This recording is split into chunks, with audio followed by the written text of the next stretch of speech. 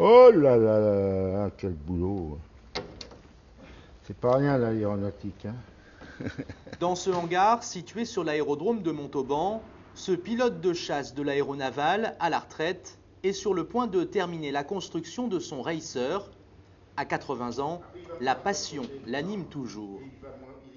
Ça fait 19 ans que je travaille dessus, mais il faut vous dire que c'est pas que je sois fainéant, mais c'est que j'habite Paris. Paris-Montauban, c'est plus de 600 km, donc et puis j'avais d'autres choses à faire, donc je venais 5 ou 6 fois par an à Montauban, une semaine à chaque fois. Et lorsqu'il vient, l'amiral dort sur place dans un dortoir aménagé à l'étage, histoire d'optimiser son séjour. Pour lui, voler de ses propres ailes prend ici tout son sens. Le truc le plus dur à faire, c'était les voilures métalliques.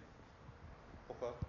Eh ben parce que vous avez 1800 rivets à poser, il faut que ça soit fait avec beaucoup de soin. Il faut être rigoureux parce que là, vous tenez votre vie là-haut. Hein.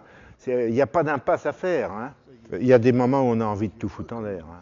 Ah oui, c'est un travail, 2000 heures de boulot, et puis on s'aperçoit qu'il y a des pièces qu'il faut les refaire parce qu'elles ne sont pas tout à fait aux normes, etc., etc.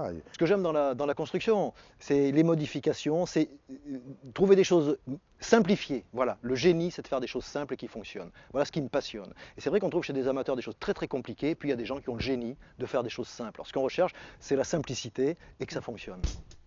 Avantage des vieux moteurs à volcan.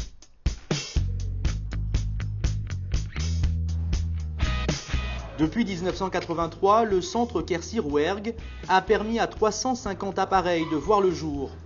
Aujourd'hui, 80 membres âgés de 30 à 97 ans s'adonnent à leur passion, 3 jours par semaine en moyenne, dans ce hangar et cet atelier. Le but de cette association, c'est de permettre à des amateurs de pouvoir construire leur avion, de pouvoir le réparer ou éventuellement d'en faire un suivi technique, d'apprendre. En fait, les gens ici viennent apprendre. Sous le contrôle de notre ébéniste aéronautique, ils viennent apprendre à coller, à fabriquer des pièces. Alors c'est un petit peu le temple du bois-toile. Construire pour voler, une devise qui colle à ces amateurs. Après 19 ans d'efforts, l'amiral Goupil va pouvoir le vérifier. Le premier vol sur son biplace est prévu le mois prochain.